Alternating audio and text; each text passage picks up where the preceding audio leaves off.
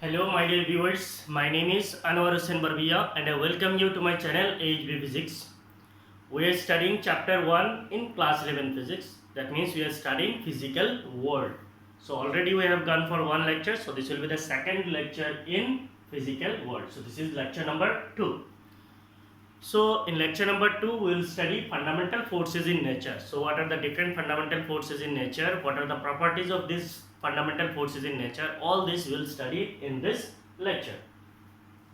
Now I will give you some time. Please pause the video and write this part because to explain this I have to omit something.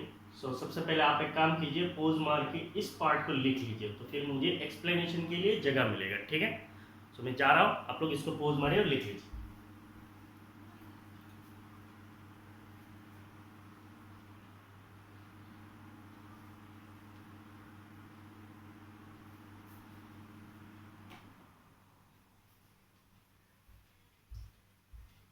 So already मैंने आप लोगों को कहा है कि जो physical world है ये चैप्टर आपको अच्छी तरीके से पढ़ना है, समझना है. इससे आपको धीरे धीरे फिजिक्स में जो है इंटरेस्ट गेन होगा. सो आई होप आप लोगों ने पढ़ना शुरू कर दिया है. ठीक है, so now we are studying fundamental forces in nature. So what are the different fundamental forces in nature? So there are basically 4 fundamental forces in nature. These are gravitational force, electromagnetic force, strong nuclear force and weak nuclear force. So that means there are 4 fundamental forces in nature. There are 4 fundamental forces in nature. इसका मतलब प्रकृति में जितने भी forces है उन सारे forces को 4 forces के अंडर पे ही डिवाइड किया गया है. सारे forces को आप इन चारों forces के अंदर डिवाइड कर सकते हैं. So हमने लिखा है fundamental forces in nature. There are 4 fundamental forces in nature. That means in nature there are 4 fundamental forces that govern the diverse phenomena. इस नेचर पे जितने भी phenomena चलता है, जितने भी force के related activities होता है, this can be represented in terms of these 4 fundamental forces of the microscopic and microscopic world. So आपका microscopic और microscopic world पे जितने भी phenomena होते हैं वो सारे phenomena जो है इन 4 forces के ऊपर मीन्स 4 फोर्सेस पे हम लोग क्या कर सकते हैं, डिवाइड कर सकते हैं. सो फंडामेंटल फोर्सेस इन नेचर को पढ़ने के लिए सबसे पहले है ग्रेविटेशनल फोर्स. तो ये जो फोर्स है ये आपके लिए बिल्कुल नया नहीं है. आप लोगों ने gravity, gravitational force, gravitational field इनके बारे में ऑलरेडी पढ़ चुका है. So what is actually gravitational force? What is gravitational force? That is the force due to gravity. Gravity की वजह से जो force होता है उसको कहा जाता है gravitational force. तो सबसे पहला चीज है gravitational force is the weakest force in nature. तो आपको नेचर में जितने भी फोर्सेस एग्जिस्ट करता है, नेचर पे आपको जो भी फोर्सेस मिलते हैं उन फोर्सेस में से सबसे कमजोर, वीकेस्ट का मतलब क्या है, सबसे कमजोर मींस इससे कमजोर कोई और फोर्स नहीं है. So gravitational force is the weakest force in nature. चारों फोर्सेस में से सबसे कमजोर फोर्स कौन सा होता है? ग्रेविटेशनल फोर्स होता है. Second is it is the force of, मैं एरो मार के लिखता हूं, कुछ लोग पॉइंट्स देके लिखते हैं, कुछ लोग डॉट्स देके ऐसे अलग अलग पॉइंट्स लिखते हैं. तो ये आपका मर्जी है, आपको जैसे लिखना है ऐसे लिख सकते हो. मैं एरो के हिसाब से लिखने से मुझे मजा आता है तो मैं एरो दे दे के लिखता हूँ. ठीक है, तो सबसे पहला पॉइंट क्या है? Gravitational force is the weakest force in nature. Means nature में जितने भी फोर्सेस है उनमें से सबसे कमजोर फोर्स क्या होता है? ग्रेविटेशनल फोर्स होता है. Second is it is the force of mutual attraction. तो ग्रेविटेशनल फोर्स कहाँ से पैदा होता है? It is the force due to mutual attraction between any two objects by virtue of their masses. Between any two objects by virtue of their masses. तो इसका मतलब मान लीजिए मैं हूँ, मेरा पीछे में क्या है? ये बोर्ड है. तो इसका मतलब मेरे और बोर्ड के बीच में भी क्या है? म्यूचुअली अट्रैक्टिव फोर्स है. होगा या नहीं होगा? क्योंकि मेरा बॉडी है, सो मेरा बॉडी का एक मास होगा, ये बोर्ड है इसका भी एक मास है. तो हम दोनों के बीच में क्या होना चाहिए? हम दोनों के बीच में सेपरेशन भी है. तो मेरे और बोर्ड के बीच में भी एक ग्रेविटेशनल फोर्स है. It is the force of mutual attraction between any two objects by virtue of their masses. किसी भी दो ऑब्जेक्ट्स जिनके मास होता है उनके बीच में ग्रेविटेशनल फोर्स होता है. ना क्वेश्चन ये होता है कि ये जो बोर्ड है और मैं हूँ, हमारे बीच में जो फोर्स है वो हमें दिखता क्यों नहीं या फिर फील क्यों नहीं होता है? ऐसा क्यों नहीं होता है कि मैं यहाँ पे हूँ तो बोर्ड मुझे ऐसे धकेल लेता है या फिर मैं बोर्ड को खींच के लेके आ जाता हूँ.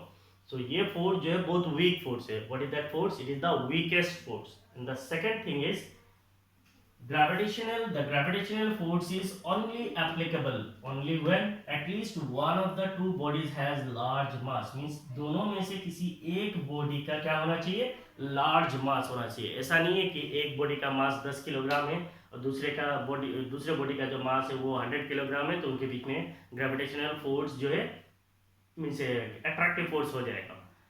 इमेज मीन्स ये बहुत trillions millions and trillions times बड़ा होना चाहिए। जैसे मान लीजिए मैं हूँ तो मेरा अगर 70 kg है तो मेरा 7 millions and trillions times weight, मेरे से ज़्यादा मास वाला अगर कोई चीज़ होगा तो मेरे और उसके बीच में क्या होगा, ग्रेविटेशनल फोर्स जो है वो मीनिंगफुल होगा। अदरवाइज मान लीजिए ये बोर्ड है और मैं हूँ, हमारे बीच में भी ग्रेविटेशनल फोर्स है, देयर इज फोर्स, बट ये जो फोर्स है इतना वीक है मीन्स ये नेग्लिजिबल है, we can minimise it, means we can ignore it, इतना कम होता है कि इसको हम लोग इग्नोर ही कर सकते हैं।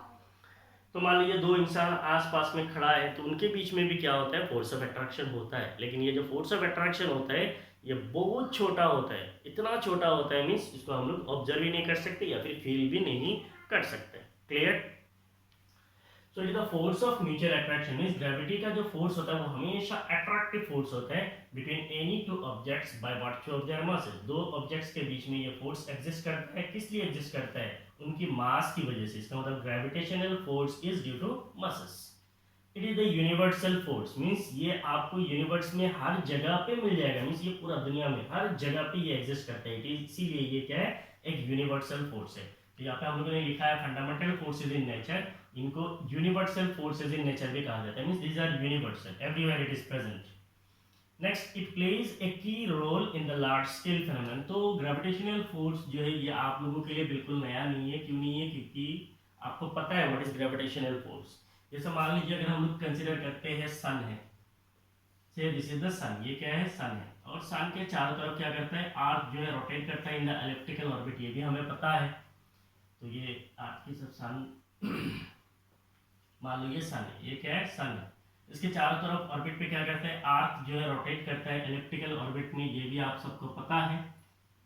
और यहाँ पे मान लो आपका क्या है, अर्थ है, so this earth rotates around the sun. Earth जो है क्या करता है, सन के चारों तरफ रोटेट करता है। मान लीजिए सन जो है इसका मास कैपिटल एम है और अर्थ जो है इसका मास क्या है, स्मॉल एम है, say that mass is small m, और इनके बीच में जो सेपरेशन है, सपोज इनके बीच में जो सेपरेशन है, दैट सेपरेशन इज क्या है, आर है।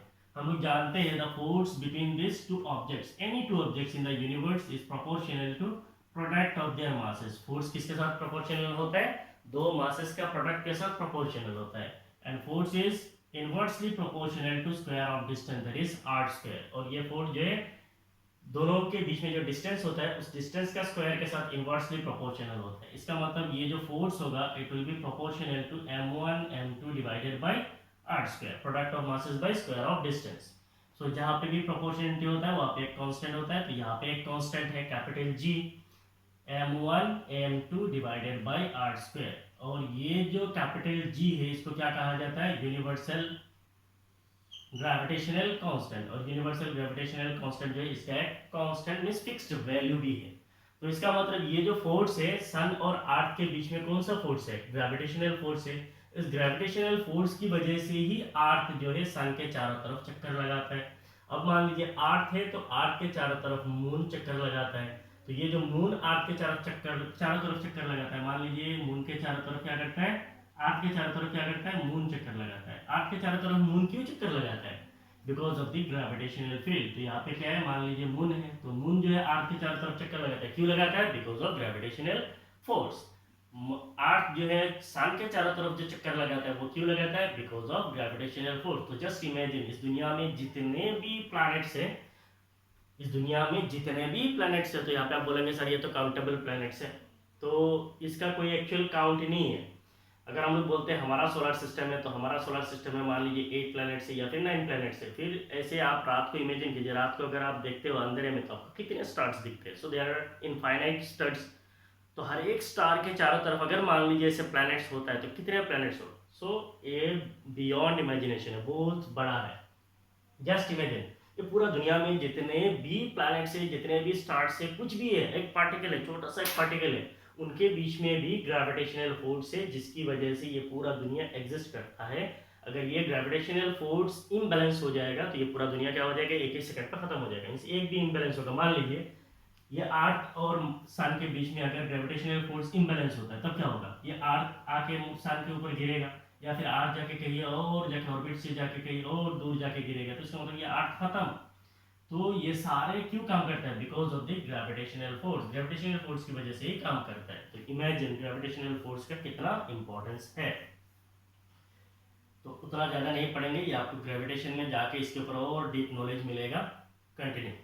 It plays a key role in the large scale phenomena of universe. तो आपका ग्रेविटेशनल फोर्स जो है यूनिवर्स में जितने भी बड़ा बड़ा फेनोमेना होता है वो सारे फेनोमेना का बेस है, सारे जो भी चीज़ होता है उन सारे का बेस है।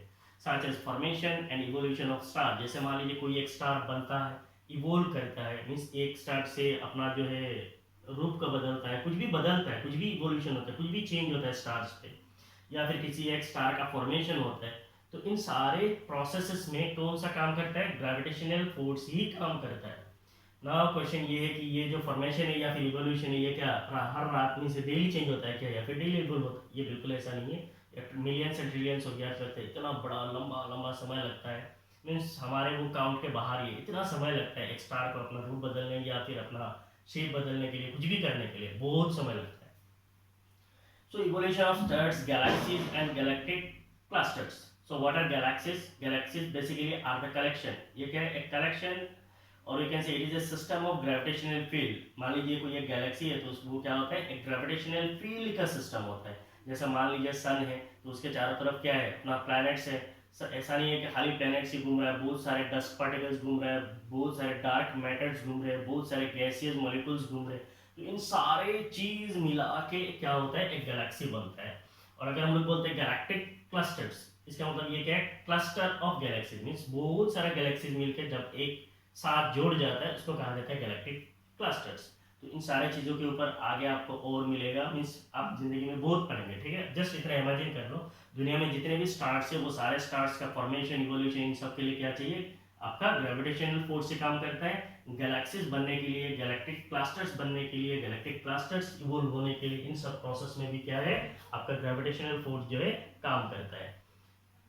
Next is the gravitational force is only applicable only when at least one of the two bodies has a large mass. तो जैसे मैंने बोला है, अगर मान लीजिए मेरे और किसी और चीज के बीच में अगर फोर्स एग्जिस्ट करना है तो क्या होना चाहिए, मेरे से वो जो दूसरा बॉडी है उसका जो मास है मिलियंस या फिर ट्रिलियंस टाइम्स बड़ा होना चाहिए, तभी जाके वो फोर्स जो होगा वो मीनिंगफुल होगा, अदरवाइज वो मीनिंगफुल नहीं है, क्योंकि ये बहुत वीक फोर्स होता है। They are always attractive in nature. तो आपका जो ग्रेविटेशनल फोर्स होता है वो हमेशा क्या होता है, अट्रैक्टिव होता है। Gravitational force is always attractive in nature. तो जिन लोगों ने ये ऑलरेडी लिख लिया है, मीन्स अगर लिख लिया है then it is very good, अगर नहीं लिखा है तो जल्दी लिख लीजिए, मैं आपको फिर से टाइम दे रहा हूं। So we have studied about gravitational force, ठीक है, and the properties of gravitational force, and I hope आप लोगों ने लिख लिया है।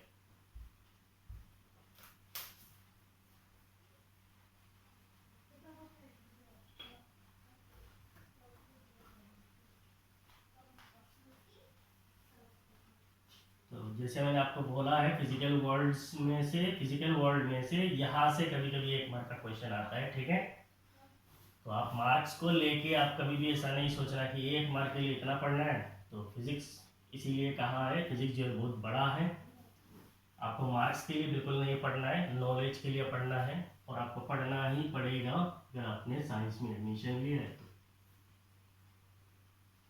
कभी कभी आपको मिलेगा छोटा सा एक चैप्टर जो है 10 मार्क का है, देन इट इज आपके लिए बेनिफिशियल है। और कभी कभी ऐसा मिलेगा एक चैप्टर बहुत बड़ा है, पढ़ते पढ़ते खत्म ही नहीं हो रहा है, फिर भी उसके अंदर मान लीजिए 5 मार्क है, लेकिन आपको पढ़ना पड़ेगा। जैसे आपके यूनिट्स एंड मेजरमेंट है, उसको पढ़ने के लिए कम से कम 10 से 12 लेक्चर चाहिए, तब जाके वो खत्म होता है। लेकिन उसके अंदर मार्क कितने हैं, 3 है। Physical world, units and measurement दोनों मिला के 3 मार्क है। मान लो वहाँ से 2 मार्क का क्वेश्चन आएगा, लेकिन आपको कम से कम 10 से 12 लेक्चर चाहिए उसको पढ़ने के लिए। तो ये फिजिक्स में होता है। So second force, what is the second fundamental force? The second fundamental force is electromagnetic force. तो अगर मैं बोलता हूँ इलेक्ट्रोमैग्नेटिक, क्या है इलेक्ट्रोमैग्नेटिक, तो इसके अंदर 2 वर्ड है, इलेक्ट्रोमैग्नेटिक फोर्स। इलेक्ट्रो के अंदर एक वर्ड है दैट इज एक्चुअली इलेक्ट्रिसिटी। क्या है? इलेक्ट्रिसिटी। एंड मैग्नेटिक के अंदर एक वर्ड है दैट इज मैग्नेटिज्म।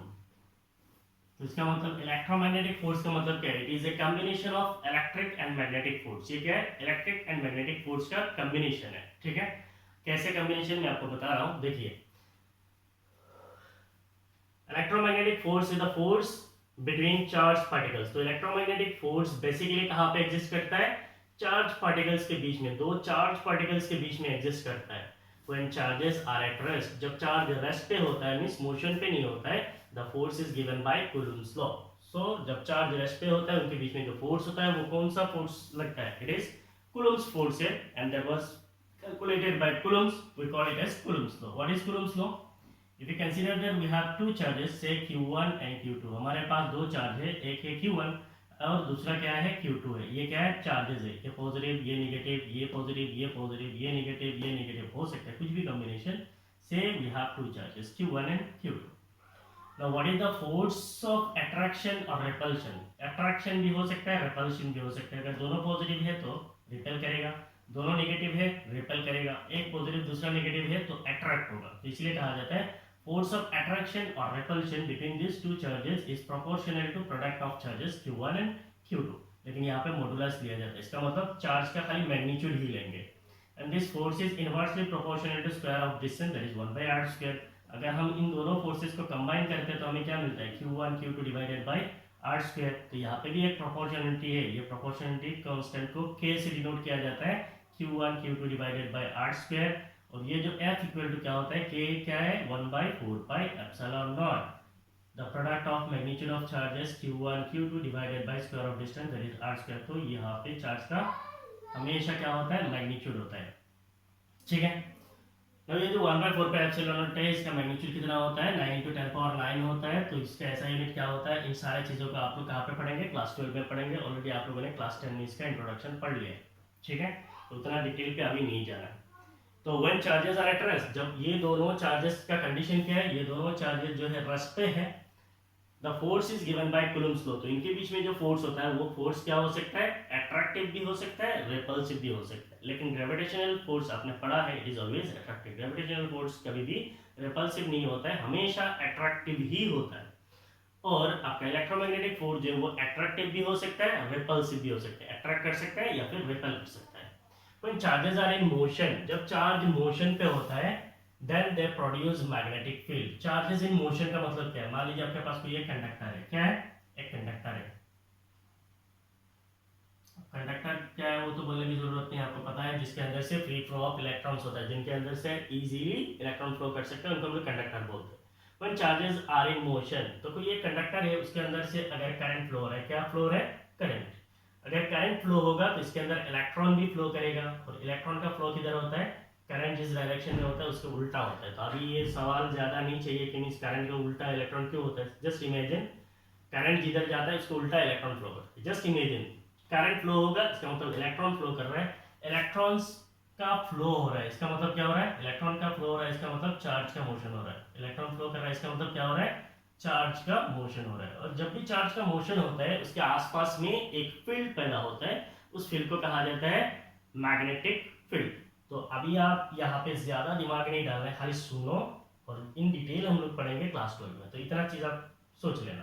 तो अगर हम लोग बोलते हैं यहाँ पे कोई करंट जा रहा है, तो इसके आसपास में अगर इधर करंट जाता है तो इसके आसपास में क्या होता है? मैग्नेटिक फील्ड पैदा होता है। So there will be magnetic field around this current carrying conductor. इसके आसपास में मैग्नेटिक फील्ड बनेगा। और मैग्नेटिक फील्ड कैसे बनेगा?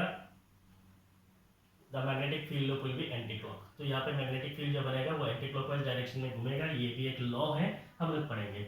सो देयर इज मैग्नेटिक फील्ड, उसको डिनोट किया जाता है B से। ठीक है, so when charges in motion, जब चार्ज मोशन पे होता है तब क्या होता है? They produce magnetic field. इससे क्या पैदा होता है? मैग्नेटिक फील्ड पैदा होता है। इतना समझ लो, चार्ज मोशन पे आता है तो उससे क्या बन जाता है? मैग्नेटिक फील्ड बन जाता है, which gives rise to a force on a moving charge। अब मान लीजिए यहाँ पे कोई मैग्नेटिक फील्ड है, यहाँ पे अगर मैं एक चार्ज को मूव कराता हूँ, इस मैग्नेटिक फील्ड के अंदर अगर मैं किसी एक और चार्ज को एंटर कराता हूँ, तो चार्ज जो है क्यू क्या कर रहा है? मैग्नेटिक फील्ड के अंदर एंटर कर रहा है। तो ये जो चार्ज है इसके ऊपर क्या लगेगा? यहाँ पे जैसे ही आएगा तो यहाँ पे क्या होगा? इसके ऊपर फोर्स लगेगा। इस चार्ज के ऊपर क्या लगेगा? फोर्स लगेगा। रिमेंबर, जब मैग्नेटिक फील्ड होता है करंट की वजह से चार्ज फ्लो होता है। करंट मीन्स चार्ज फ्लो हो रहा है, चार्ज फ्लो हो रहा है मीन्स मैग्नेटिक फील्ड आएगा, मैग्नेटिक फील्ड आएगा मीन्स वहां पे किसी चार्ज को छोड़ेंगे तो उसके ऊपर क्या लगेगा, फोर्स लगेगा। इतना समझ लो।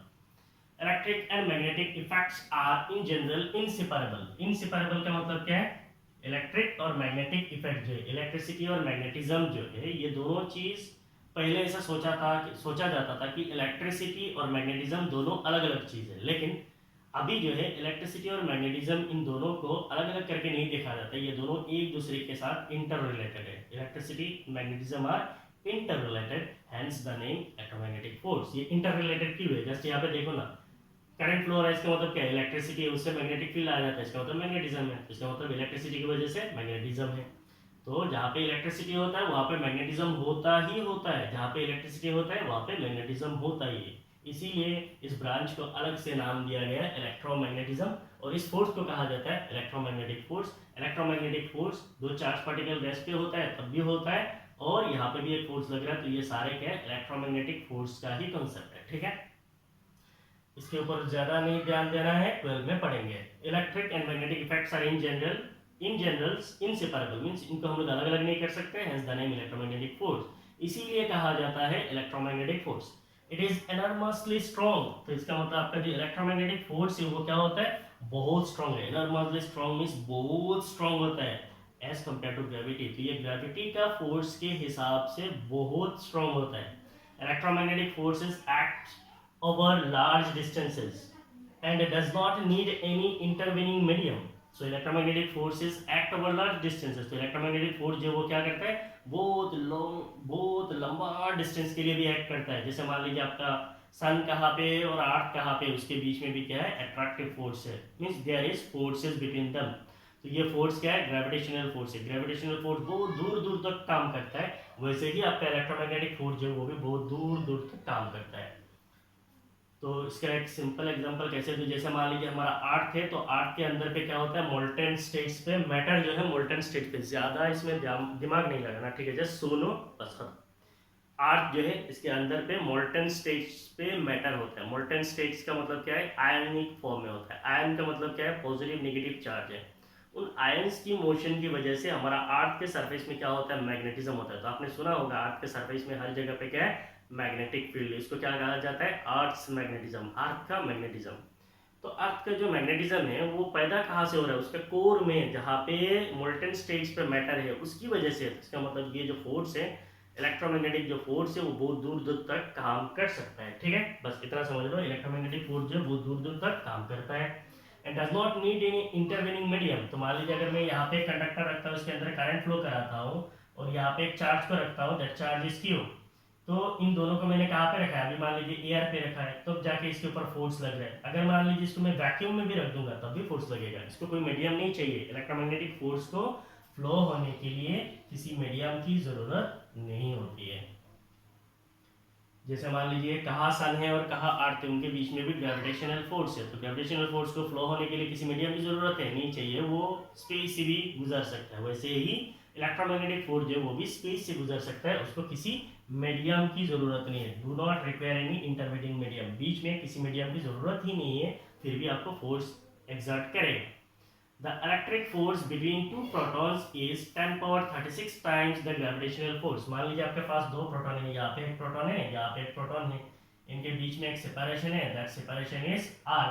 तो आपका यहाँ पे इन दोनों के बीच में जो, मान लीजिए ये प्रोटॉन है, तो इसका प्रोटॉन का मास कितना है, मास ऑफ प्रोटॉन। मान लीजिए इस प्रोटॉन का मास कितना है, मास ऑफ प्रोटॉन है, तो इसके बीच में ग्रेविटेशनल फोर्स कितना होगा, it is capital G, mass of proton, mass of proton क्योंकि दोनों प्रोटॉन है, divided by square of distance, और इनके बीच में ये हो गया ग्रेविटेशनल फोर्स। अगर मैं इलेक्ट्रोस्टैटिक फोर्स बोलूं तो इलेक्ट्रोस्टैटिक फोर्स कितना होता है, it is k mass of proton, sorry यहाँ पे मास ऑफ प्रोटॉन नहीं होता है, यहाँ पे क्या होता है, charge of proton, q1 q2 है ना, तो इसका मतलब charge of proton square, proton का जो चार्ज होगा उसका स्क्वायर होगा, divided by square of distance, that is r square.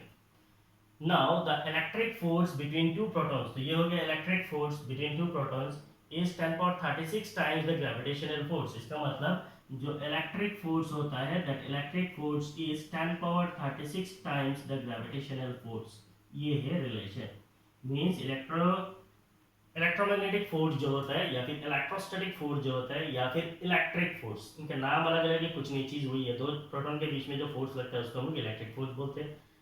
तो ये जो इलेक्ट्रिक फोर्स होता है इसका मैग्नीट्यूड जो है ग्रेविटेशनल फोर्स से 10 पावर 36 टाइम्स बड़ा होता है, इतना ज्यादा होता है। सो इमेजिन कहाँ ग्रेविटेशनल फोर्स और कहाँ electromagnetic force.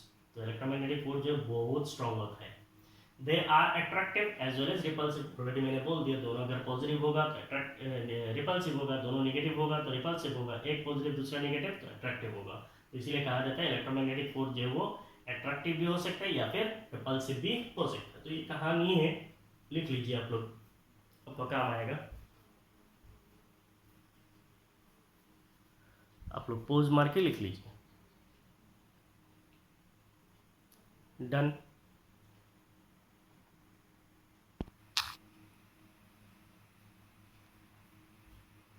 So now we'll study two more fundamental forces in nature. So there are four fundamental forces in nature. These are, सबसे पहले क्या है, ग्रेविटेशनल फोर्सेस है, दूसरा इलेक्ट्रोमैग्नेटिक फोर्स है, तीसरा strong nuclear force and fourth one is weak nuclear force. So already I have studied two. So अभी जो दो है that is strong nuclear force and weak nuclear force, इनके बारे में हम लोग पढ़ेंगे। So what is actually strong nuclear force? नाम से पता चलता है कि स्ट्रॉन्ग मींस बहुत स्ट्रॉन्ग है। The strong nuclear force binds protons and neutrons in a nucleus. तो strong nuclear force actually क्या करता है? It binds the protons and neutrons. Binds का मतलब क्या है? जोड़ के रखना। तो strong nuclear force क्या करता है? जोड़ के रखता है किसको? protons and neutrons in a nucleus. तो इससे आपको तो कोई डाउट नहीं है। If you consider any atom, मान लीजिए ये क्या है? एटम है।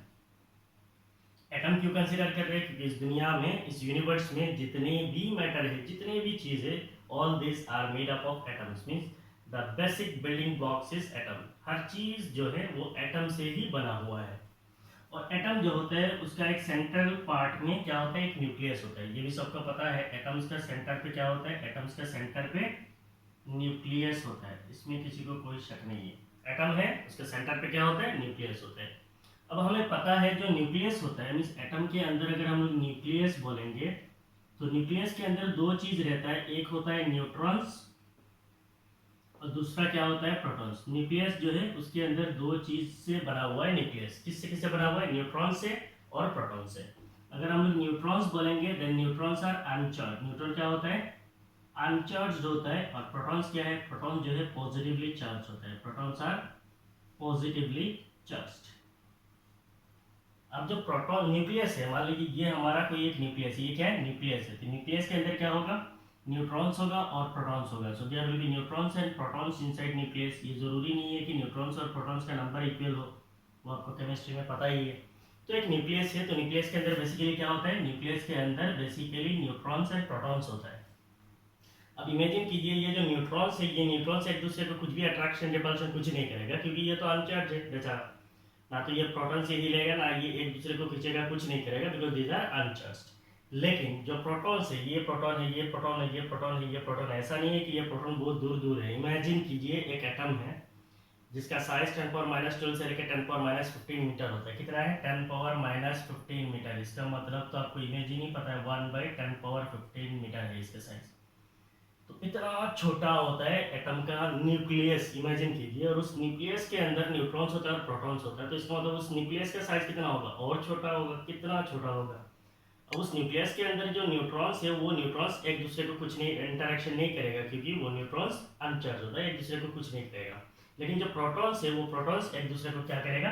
रिपेल करेगा, बहुत जोर से रिपेल करेगा।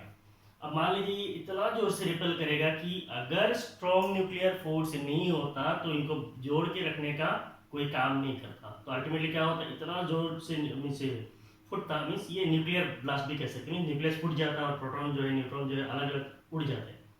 तो इतना स्ट्रॉन्ग फोर्स चाहिए इस न्यूक्लियस को बाइंड करके रखने के लिए। क्या चाहिए? बाइंड करके, न्यूट्रॉन्स और प्रोटॉन्स को एक साथ जोड़ के रखने के लिए बहुत एक स्ट्रॉन्ग फोर्स चाहिए। उसी फोर्स को कहा जाता है strong nuclear force. So what is the strong nuclear force? The strong nuclear force binds protons and neutrons in a nucleus. Nucleus के अंदर जो प्रोटॉन्स और न्यूट्रॉन्स होता है उनको जोड़ के रखने के लिए एक स्ट्रॉन्ग फोर्स की जरूरत पड़ता है, उसको कहा जाता है strong nuclear force. It is evident that without some attractive force, इससे हमें ये पता चलता है कि अगर कोई अट्रैक्टिव फोर्स नहीं होगा, ए न्यूक्लियस विल बी अनस्टेबल। तब आप मान लीजिए यहाँ पे कोई अट्रैक्टिव फोर्स नहीं होता है, तो बाहर से क्या होता है? There is an attractive force. तो एक स्ट्रॉन्ग फोर्स होता है जिससे क्या होता है, ये न्यूक्लियस जो है बाउंड होता है, न्यूक्लियस जो है बाइंड होता है। अगर ये फोर्स नहीं होता, ये न्यूक्लियस विल बी अनस्टेबल, आपका न्यूक्लियस क्या हो जाता, फूट जाता due to electric repulsion between its protons. तो प्रोटॉन्स के बीच में इलेक्ट्रिक रिपल्शन की वजह से आपका न्यूक्लियस क्या हो जाता, फूट जाता। The strong nuclear force is the strongest of all fundamental forces in nature. Strongest of all fundamental forces in nature. तो आपके जितने भी फोर्सेज है, 4 फोर्सेज है, उनमें से सबसे स्ट्रॉन्ग फोर्स क्या है, स्ट्रॉन्ग न्यूक्लियर फोर्स है। और सबसे वीक फोर्स क्या है, ग्रेविटेशनल फोर्स। सबसे कमजोर क्या है, ग्रेविटेशनल फोर्स। सबसे स्ट्रॉन्ग है strong nuclear force. It is charge independent, means ये न्यूक्लियस का चार्ज के ऊपर डिपेंड नहीं करता है। मीन्स ये न्यूक्लियस के अंदर कितने न्यूट्रॉन है, कितने प्रोटॉन है, इसके ऊपर डिपेंड नहीं करता है। किसी न्यूक्लियस का मीन्स कितना अमाउंट ऑफ न्यूट्रॉन है, कितना प्रोटॉन के ऊपर डिपेंडेंट है, वो बिल्कुल उसके ऊपर डिपेंडेंट नहीं है। ये क्या है, चार्ज इंडिपेंडेंट है। ये डिपेंड नहीं करता है कि कितना प्रोटॉन है और कितना न्यूट्रॉन है, इट इज इंडिपेंडेंट है। It's range is extremely small, इसका जो रेंज है मीन्स ये फोर्स कितने एरिया पे, कितना रेंज पे, कितने जगह पे काम करता है, इट इज एक्सट्रीमली स्मॉल, ये बहुत छोटा है, ऑफ अबाउट न्यूक्लियर डायमेंशन। तो एक न्यूक्लियस का साइज कितना हो सकता है, जैसे बोला 10, मैंने बोला 10⁻⁻15 मीटर है, मीन्स 1 मीटर को 10⁻15 टाइम्स आप डिवाइड कीजिए, उसका एक पार्ट जो है न्यूक्लियस होता है, इतना छोटा होता है। सो न्यूक्लियर फोर्स जो होता है, स्ट्रॉन्ग न्यूक्लियर फोर्स जो होता है, वो न्यूक्लियस के अंदर पे ही काम करता है, उतना ही छोटा रेंज पे काम करता है, वो बाहर काम नहीं करता है। जैसे आपका ग्रेविटेशनल फोर्स है, कितना दूर दूर तक काम करता है आपका। उसके बाद क्या आया, इलेक्ट्रोमैग्नेटिक फोर्स, वो भी बहुत दूर तक काम कर सकता है। लेकिन आपका जो न्यूक्लियर स्ट्रॉन्ग न्यूक्लियर फोर्स है, वो एकदम छोटा सा रीजन पे ही काम करता है, that is inside the nucleus. It is responsible for the stability of nucleus, और it is responsible for the stability of nucleus. Stability of nucleus का मतलब क्या है, न्यूक्लियर का मतलब है plural form of nucleus, nucleus का प्लूरल फॉर्म को न्यूक्लियर कहा जाता है। तो न्यूक्लियस जो है स्टेबल बन के रहने के लिए, वो फूट के उड़ना नहीं चाहिए, स्टेबल फॉर्म में बन के रहने के लिए आपको किस चीज की जरूरत पड़ता है, स्ट्रॉन्ग न्यूक्लियर फोर्स की जरूरत पड़ता है। अदरवाइज आपका न्यूक्लियस जो है ब्लास्ट हो जाता और कुछ भी नहीं रहता, सब इधर उधर फूट जाता, उड़ जाता। ठीक है, तो इतना तो आपको पता चल गया है कि स्ट्रॉन्ग न्यूक्लियर फोर्स क्या होता है। Strong nuclear force basically it is a force of attraction, और ये फोर्स ऑफ अट्रैक्शन कहाँ पे होता है, it is inside the nucleus. कहाँ पे होता है, न्यूक्लियस के अंदर होता है। अगर ये स्ट्रॉन्ग न्यूक्लियर फोर्स नहीं होता तो न्यूक्लियस जो है ब्रेक डाउन हो जाता और न्यूक्लियस के अंदर न्यूट्रॉन प्रोटॉन उड़ जाता। तो इसका मतलब इस दुनिया में कोई भी चीज़ एग्जिस्ट नहीं करता। ये दुनिया में जितना भी चीज़ है, वो सारे चीज़ को एग्जिस्ट करने के लिए एक फोर्स की जरूरत पड़ता है, that force is called strong nuclear force. वो फोर्स कहाँ पे एग्जिस्ट करता है, न्यूक्लियस के अंदर पे एग्जिस्ट करता है। उसका रेंज कितना है, 10⁻⁻15 मीटर है। वो जो है दुनिया में जितने भी फोर्सेज है, वो सारे फोर्सेज में से क्या है, स्ट्रॉन्ग है, और ये चार्ज इंडिपेंडेंट है, मीन्स ये चार्ज पे डिपेंडेंट नहीं है। It is responsible for stability of nuclear, और ये हर न्यूक्लियर का स्टेबिलिटी के लिए जरूरत है। इसका मतलब इस पूरा दुनिया जो है एग्जिस्ट करता है because of strong nuclear force. अगर स्ट्रॉन्ग न्यूक्लियर फोर्स नहीं होता तो एटम ही एग्जिस्ट नहीं करता, और एटम एग्जिस्ट नहीं करता तो दुनिया कहाँ से बनता, कुछ नहीं बनता। तो इसका मतलब it is one of the most fundamental force in nature. ठीक है, चलो आते हैं वीक न्यूक्लियर फोर्स। नाम से पता चलता है वीक है, इसका मतलब कमजोर है। So weak nuclear force, so it is one of the कमजोर न्यूक्लियर फोर्स। ये भी न्यूक्लियस पे ही एक्ट करता है, लेकिन ये कमजोर है, इट इज वीक है। So the weak nuclear force appears only in certain nuclear processes. तो वीक न्यूक्लियर फोर्स कहाँ पे एग्जिस्ट करता है, न्यूक्लियर प्रोसेसेस पे ही एग्जिस्ट करता है, सच एज बीटा डिके। तो यहाँ पे एक एग्जांपल लिया है बीटा डिके का। ये जरूरी नहीं है कि खाली बीटा डिके ही हो। जैसे आपका अल्फा डिके होता है जहाँ पे हीलियम न्यूक्लियस निकलता है, बीटा डिके होता है यहाँ पे इलेक्ट्रॉन्स निकलता है, न्यूट्रिनोज निकलता है, एंटी न्यूट्रिनोज निकलता है। फिर आपका बीटा 2 डिके होता है, बीटा का एक पॉजिटिव डिके होता है, एक नेगेटिव डिके होता है। तो उसमें इलेक्ट्रॉन्स निकलता है, पॉजिट्रॉन्स निकलता है, न्यूट्रिनोज निकलता है, एंटी न्यूट्रिनोज निकलता है। तो उतना कहानी नहीं चाहिए, वो आप न्यूक्लियस में क्लास 12 में पढ़ेंगे। सो यहाँ पे एक एग्जांपल लिया गया है, जैसे मान लीजिए बीटा डिके। ओके, मीन्स अगर किसी न्यूक्लियस के अंदर से बीटा डिके होता है, डिके का मतलब क्या है, डिके का मतलब है स्पॉन्टेनियस एमिशन। डिके का मतलब क्या है, स्पॉन्टेनियस एमिशन, मीन जो अपने आप खोते रहता है, जो खोते रहता है उसको कहा जाता है डिके प्रोसेस। तो बीटा डिके जो है ये एक प्रोसेस है न्यूक्लियर डिसइंटीग्रेशन का, मीन्स न्यूक्लियस टूट के एनर्जी निकलने का एक प्रोसेस है, उसको कहा जाता है beta decay. In beta decay the nucleus emits an electron. तो बीटा डिके में क्या होता है, एक एग्जांपल लेके बोल रहे हैं कि बीटा डिके में एमिट होता है electron and an uncharge particle called neutrino. तो बीटा डिके के टाइम पे इलेक्ट्रॉन्स निकलता है और क्या निकलता है, न्यूट्रिनोज निकलता है। और न्यूट्रिनो जो है अनचार्ज है, इलेक्ट्रॉन हमें पता है it is negatively charge. The the weak nuclear force is not as weak as gravitational force. तो जो वीक न्यूक्लियर फोर्स होता है वो ग्रेविटेशनल फोर्स से लेकिन स्ट्रॉन्ग होता है। Is not as weak as gravitational force means ये ग्रेविटेशनल फोर्स से स्ट्रॉन्ग होता है but much weaker than strong nuclear force, लेकिन ये स्ट्रॉन्ग न्यूक्लियर फोर्स से बहुत कमजोर होता है। तो इसका मतलब जो हमारा वीक न्यूक्लियर फोर्स है वो ग्रेविटेशनल फोर्स से स्ट्रॉन्ग होता है लेकिन स्ट्रॉन्ग न्यूक्लियर फोर्स के हिसाब से बहुत कमजोर होता है। The range of weak nuclear force is exceedingly small of the order of 10 power minus 16 metre. तो ये 10 power minus 15 मीटर है, वो 10 power minus 16 मीटर है। इसका मतलब इससे भी वो छोटा रेंज का है, मीन्स एकदम कम रीजन पे काम करता है वीक न्यूक्लियर फोर्स। तो अगर रेंज की बात करें तो सबसे ज़्यादा रेंज किसका होता है? Gravitational force. ग्रेविटेशनल फोर्स बहुत दूर दूर तक काम करता है। उसके बाद कौन सा आता है? Electromagnetic force. तो इलेक्ट्रोमैग्नेटिक फोर्स का रेंज ज़्यादा होता है, बहुत ज़्यादा होता है, लेकिन ग्रेविटेशनल फोर्स से कम होता है। उसके बाद स्ट्रॉन्ग न्यूक्लियर फोर्स, उसका रेंज एकदम छोटा है, न्यूक्लियस के अंदर है। और इसके बाद वीक न्यूक्लियर फोर्स, ये और छोटा रीजन पे काम करता है। ठीक है, so this is all about your fundamental forces in nature. मैं अभी आपको रिप्रेजेंट करूंगा इन चारों फोर्सेज को, एक छोटा सा टेबल में रिप्रेजेंट करूंगा। उस टेबल से ही बेसिकली आपका क्वेश्चन एग्जाम में आ जाता है। ठीक है, उसके बाद हम लोग पढ़ेंगे properties of basic physical laws. So physical laws जो होता है, फिजिक्स के जो लॉज होता है उसका प्रॉपर्टीज क्या होता है, and law of conservation, laws of conservation. तो कंजर्वेशन का कुछ लॉज होते हैं, उनके बारे में जस्ट इंट्रोडक्शन पढ़ेंगे, बाकी आप आगे जो है आप लोग फिजिक्स में पूरा पढ़ेंगे। ठीक है, सो टिल देन आप इसको कॉपी कर लीजिए जल्दी जल्दी, पोज मारिए, लिख लीजिए।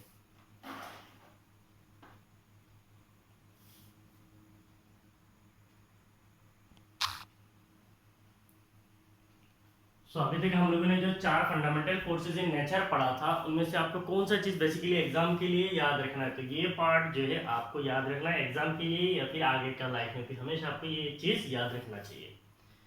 सो we have studied the four fundamental forces, that is gravitational force, electromagnetic force, strong nuclear force, weak nuclear force. लेकिन हम लोगों ने यहाँ पे कुछ अलग से अरेंज किया है, क्यों किया आपको यहाँ से पता चल जाएगा।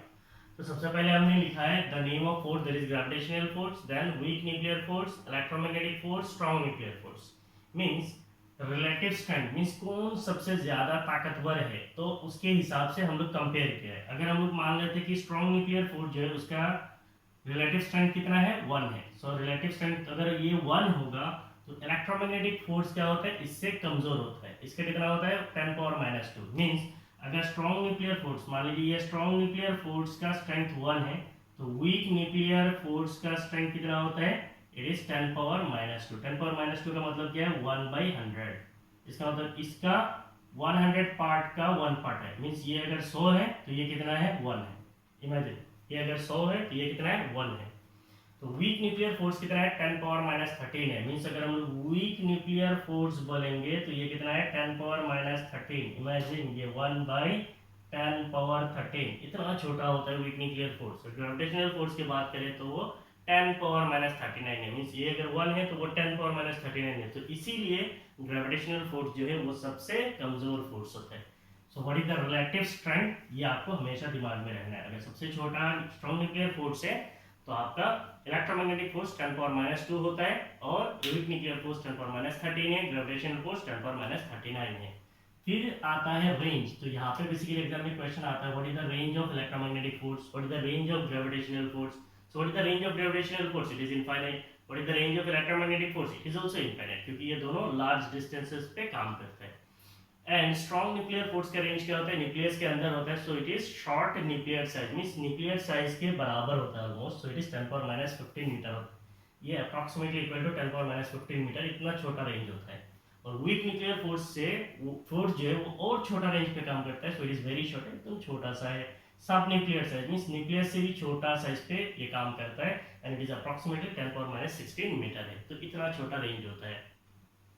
फिर हो गया ऑपरेट्स अमंग। ऑपरेट्स अमंग का मतलब क्या है? वो किसके किसके बीच में काम करता है, कैसे काम करता है, और कौन कौन सा पार्टिकल्स, कौन कौन सा चीजों के बीच में काम करता है। ग्रेविटेशनल फोर्स हमें पता है यूनिवर्स में हर चीज के बीच में होता है। So all objects in the universe, universe में जो भी चीज है हर चीज के बीच में ग्रेविटेशनल फोर्स होता ही है। Week nuclear force, so weak nuclear force जो है वो कहाँ पे लगता है? अभी हम लोगों ने पढ़ा था बेसिकली इलेक्ट्रॉन्स और न्यूक्लियंस के बीच में, न्यूट्रॉन्स के बीच में, मींस ये सम एलिमेंटरी पार्टिकल्स, कुछ एलिमेंटरी पार्टिकल्स के बीच में लगता है। जैसे आपका इलेक्ट्रॉन्स हो गया, such as electrons and neutrons. तो ये इलेक्ट्रॉन्स न्यूट्रॉन्स जैसे सब एटॉमिक पार्टिकल्स पे लगता है। और अगर हम स्ट्रॉन्ग न्यूक्लियर फोर्स बोलेंगे तो ये न्यूक्लियस हैवियर एलिमेंटरी पार्टिकल्स। तो यहाँ पे आपको डाउट तो नहीं हो रहा है एलिमेंटरी पार्टिकल्स का मतलब क्या है? एलिमेंटरी पार्टिकल्स का मतलब होता है जिन पार्टिकल से आपका कोई एक एटम बनता है। जैसे कोई एक एटम है तो उसके अंदर क्या होता है? उसके अंदर इलेक्ट्रॉन होता है, उसके अंदर क्या होता है? प्रोटॉन होता है, उसके अंदर क्या होता है? न्यूट्रॉन्स होता है। इनको क्या कहा जाता है? Elementary particles. Heavier elementary particles means protons और न्यूट्रॉन जो ये हेवियर होता है तो इनके बीच में लगता है, लेकिन इलेक्ट्रॉन जो है एकदम नेग्लिजिबल मास होता है, एकदम छोटा मास होता है, जिसकी वजह से ये हेवियर मास पे ही एक्ट करता है, लाइटर मास पे एक्ट नहीं करता है। तो इसीलिए कहा गया है स्ट्रॉन्ग न्यूक्लियर फोर्स जो है वो न्यूक्लियस हैवियर एलिमेंटरी पार्टिकल्स इनके बीच में एग्जिस्ट करता है। Next is mediating particle. Mediating particle का मतलब क्या है? मींस ये जो फोर्सेस हैं इन फोर्सेस को कैरी करने के लिए कुछ एक पार्टिकल्स की जरूरत पड़ता है। So what are the particles? तो ग्रेविटेशनल फोर्स का पार्टिकल क्या है? ग्रेविटन है, GravitON, ग्रेविटन। शायद ये सब पहले आप सुन रहे हो, सुनो, कोई प्रॉब्लम नहीं है। आगे आपको फ्यूचर स्टडीज में ये सारे अच्छी तरीके से डिटेल में पढ़ेंगे अगर मास्टर वगैरह किया तो। अभी के लिए बस ग्रेविटेशनल फोर्स का मेडिएटिंग पार्टिकल क्या है? ग्रेविटन है। वीक न्यूक्लियर फोर्स का बसन है, BOSON, बसन बोल सकते हैं, जो भी बोलना है बोलिए। इलेक्ट्रोमैग्नेटिक फोर्स का फोटोन है। तो फोटोन के बारे में आप पढ़ेंगे क्लास 12 में अच्छी तरीके से। Next is strong nuclear force जो है इसका जो मेडिएटिंग पार्टिकल है वो है ग्लूऑन, GLUON, ग्लूऑन। ठीक है, तो ये हो गया आपका चारों फंडामेंटल फोर्सेस के बारे में जितना डिटेल पढ़ना था पढ़ लिया। तो ये हो गया आप एक टेबुलर फॉर्म में आपको मिल गया है। तो इसको आपको अच्छी तरीके से याद रखना है क्योंकि ये एग्जाम में आपको आता है। ठीक है, तो आप लोग पोज मारिए, लिख लीजिए। डन। तो अब हम और छोटा सा 2 टॉपिक्स पढ़ेंगे। तो इन दोनों छोटा सा टॉपिक के साथ हमारा जो है चैप्टर 1 जो है खत्म हो जाएगा। ठीक है, सो टॉपिक क्या है? Nature of physical laws. Means physics में जो लॉज होता है इनको कहा जाता है बेसिकली फिजिकल लॉज। तो फिजिकल लॉज जो होता है इनका नेचर क्या होता है, मीन्स इनका प्रकृति क्या है, मीन्स वो कैसा होता है। Law of physics is a statement. Means आपको फिजिक्स में जो भी लॉज मिलेगा वो कैसे मिलेगा? स्टेटमेंट फॉर्म में मिलेगा, in word form. Statement means it is in word form. Word form का मतलब क्या है? जैसे आप लोगों ने ओम्स लॉ पढ़ा था। What is Ohm's law? The current flowing through a conductor is directly proportional to the potential difference applied. Current through any conductor is directly proportional to potential difference applied. तो इसका मतलब potential V is proportional to current I. So proportionality को equate करने के लिए एक constant है, that constant is R. So V equal to IR है। So law of physics is a statement in word form. तो word form का मतलब क्या है? Current through any conductor is proportional to potential difference applied. That is the word form. और इन equation form. तो ये क्या हो गया? Equation V equal to IR is Ohm's. ये क्या है? ओम्स लॉ है, and that Ohm's law is in equation form. तो ये ऐसा एक में लॉ लिया जो आपको पता है इसलिए। ठीक है, और इन इक्वेशन फॉर्म। तो ये इक्वेशन फॉर्म में भी हो सकता है that summarise the result of experiment. तो ये ऐसे ही नहीं है कि लॉ किसी का मूड आया तो कुछ एक बना दिया और आपको दे दिया, ऐसा नहीं है। ये बहुत सारे एक्सपेरिमेंट्स ऑब्जर्वेशंस किया जाता है जिसके बाद एक लॉ को बनाया जाता है। दैट लॉ इज यूनिवर्सल, वो हर जगह पे यूज होता है। तो इसका मतलब it is the result of experiment and observation. Experiment और ऑब्जर्वेशन का रिजल्ट ही होता है कोई एक लॉ, या that law can be in word form और it can be in equation form for a certain range of physical phenomenon. ऐसा नहीं है कि ये सारे जो लॉज होते हैं वो एकदम पूरा दुनिया में हर जगह पे हर कोने पे वैलिड है। कुछ जगह पे कुछ लिमिटेशंस होता है, जैसे ओम्स लॉ है उसका भी कुछ लिमिटेशन है, हर जगह पे वो वैलिड नहीं है। कैसे नहीं है वो आपको क्लास 12 में मिलेगा। ठीक है, तो इतना आपको ध्यान नहीं देना है। A law cannot be proved. तो हमेशा याद रखना फिजिक्स में जितने भी लॉज होता है वो लॉज जो है आप प्रूफ नहीं कर सकते, मैं प्रूफ नहीं कर सकता। मैं पढ़ा सकता हूँ, कोई एक बुक पढ़ता हूँ, पढ़ के पढ़ा लेता हूँ। That does not mean I can prove the laws in physics. So the laws in physics are proved already by the scientists. Scientists जिन्होंने ये लॉ दिया है उन्होंने बहुत सारा एक्सपेरिमेंट किया, ऑब्जर्वेशन किया, उसके बाद लॉ दिया है। आपको प्रूफ करने का हक नहीं है और आप प्रूफ नहीं कर सकते नेचुरली। अगर आप कर सकते हो then you are genius। ठीक है, so basically law cannot be proved. A new development in physics may extend the range of validity of a law. तो मान लीजिए V equal to IR है, तो अभी बहुत सारे डेवलपमेंट हो गया, आपका इलेक्ट्रिसिटी है, इलेक्ट्रॉनिक्स पे, तो इसकी वजह से ओम्स लॉ का कुछ लिमिटेशन आ गया। ऐसे कुछ और लॉ है, जैसे मान लीजिए laws universal law of gravitation है, it is valid F is equal to capital G m1 m2 divided by r square. ऐसा हो सकता है कभी फिजिक्स में इतना डेवलप हो जाए कि वो लॉ तो लॉ रहेगा लेकिन उसके आजू बाजू में कुछ क्या हो सकता है, मॉडिफिकेशंस हो सकते हैं। तो कुछ मॉडिफिकेशन कर सकते हैं। बहुत सारे लॉज हैं, इनके मॉडिफिकेशंस इन फ्यूचर हो सकते हैं, क्योंकि हमारा रिसर्च स्टॉप नहीं हुआ है। तो हम रिसर्च करेंगे, कुछ नया चीज़ मिलेगा, उसमें ऐड करेंगे, सब्ट्रैक्ट करेंगे, कुछ करेंगे, but there is it is not fixed, they exist in simple form. तो जितने भी लॉज होते हैं फिजिक्स में वो सारे क्या होता है, सिंपल फॉर्म में होता है। ऐसा कोई मीन्स लॉ नहीं है कि मीन्स ऐसा कोई लॉ नहीं बना दिया साइंटिस्ट ने और दुनिया के किसी को समझ में नहीं आ रहा है, ऐसा नहीं होता है, हर किसी को समझ में आता है। तो इसीलिए लॉ, फिजिक्स के जो लॉज होते हैं दैट लॉज आर सिंपल, सारे लॉज सिंपल होते हैं, हर कोई पढ़ सकता है। Next is conservation of laws, conservation laws या फिर कंजर्वेशन ऑफ लॉज। तो कुछ ऐसे लॉज होता है जो कंजर्वेशन होता है, ऐसे फिजिकल कुछ क्वांटिटीज होते हैं जो कंजर्व होते हैं।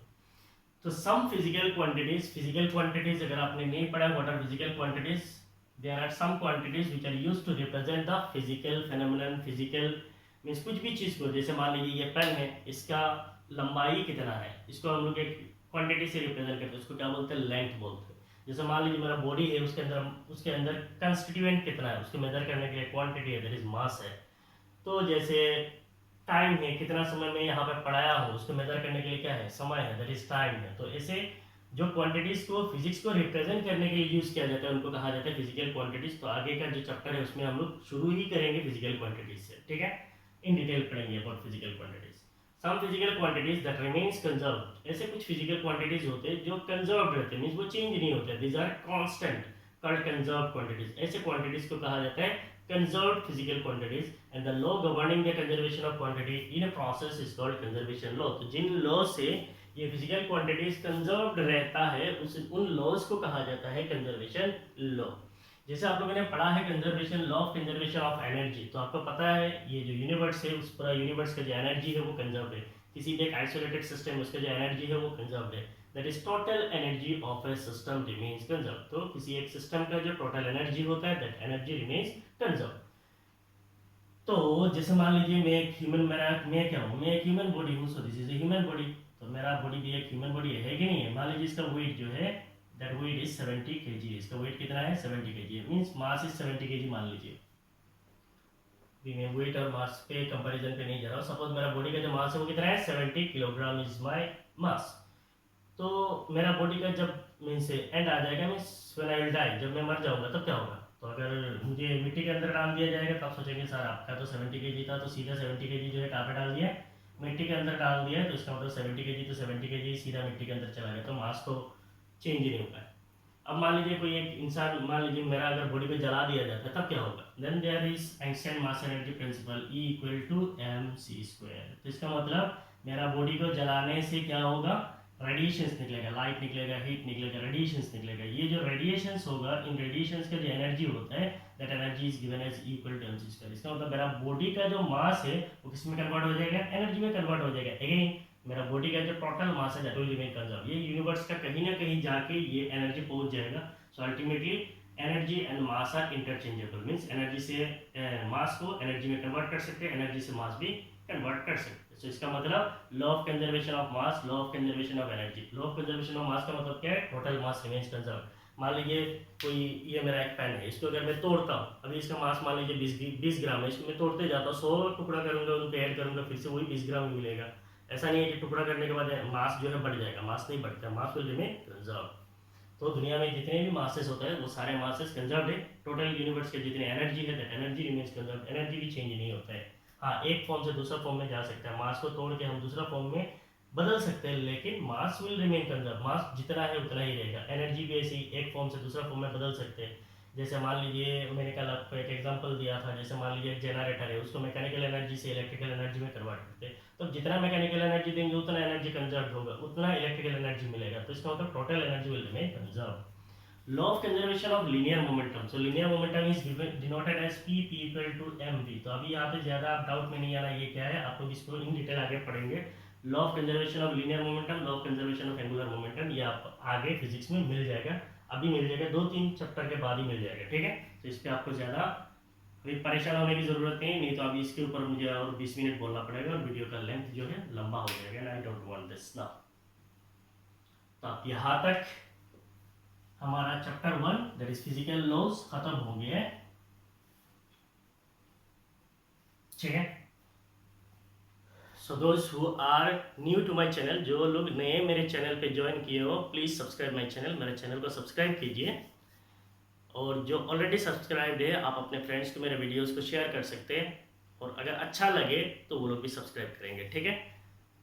और बाकी तो आपका सपोर्ट और कोऑपरेशन चाहिए ही मुझे आगे जाने के लिए, एंड आई होप आप सब लोग मुझे सपोर्ट करेंगे, ठीक है। और एक चीज़, मैं क्लास 11 और 12 दोनों का वीडियोस एक साथ बना रहा हूँ। 12 का वीडियोस मैं ज़्यादा बनाऊंगा क्योंकि 12 का मेरा कुछ स्टूडेंट, बहुत ज़्यादा स्टूडेंट्स है, ठीक है। और उन सब का बेसिकली आगे बोर्ड है, तो उनका वीडियोस मैं जल्दी जल्दी बनाऊंगा। और आपका जो 11th का वीडियोस है उसको मैं थोड़ा स्लोली बनाऊंगा, लेकिन बनाऊंगा। तो इसीलिए आप मेरे ऊपर, अगर 11th के स्टूडेंट हो, मेरे ऊपर पूरा डिपेंडेंट नहीं रहना। आप अलग से अगर कहीं से पढ़ना चाहते हो, ट्यूशन लेना चाहते हो, कहीं से भी पढ़ना चाहते हो, यू कैन स्टडी, मुझे कोई प्रॉब्लम नहीं है। हाँ, मेरे साथ आप रहिए, मैं जितना भी पढ़ाऊँगा दिल से कोशिश करूँगा आपके साथ जुड़ जाऊँ, आप भी जुड़ेंगे तो आगे हम लोग बढ़ेंगे। बट आप मेरे ऊपर पूरा डिपेंड मत रहिए, फिर बाद में आप बोलेंगे सर आपने बोला था अक्टूबर में, नवंबर में ख़त्म करने के लिए, आप ख़त्म नहीं कर पाए। I hope I can finish, I will try, but there are many limitation. यहाँ पे बहुत सारे लिमिटेशन है। लिमिटेशन क्या है वो मीन्स बहुत सारा समय लगता है वीडियो बनाना, फिर मोबाइल पे डालना, फिर वो मोबाइल से अपलोड करता हूँ, फिर मोबाइल का नेटवर्क स्लो हो जाता है, मीन्स नेटवर्किंग नहीं है, कभी कभी ऐसा हो जाता है। सो इससे बहुत सारा प्रॉब्लम्स होता है वीडियोस अपलोडिंग में। तो इसीलिए मैं वीडियोस बनाऊंगा, स्लो बनाऊंगा। 11th का, 12th का मैं एक पेज में बना के जा रहा हूँ, उसको मेंटेन करूँगा, ठीक है। Thank you for watching my videos everyone, thank you, bye bye.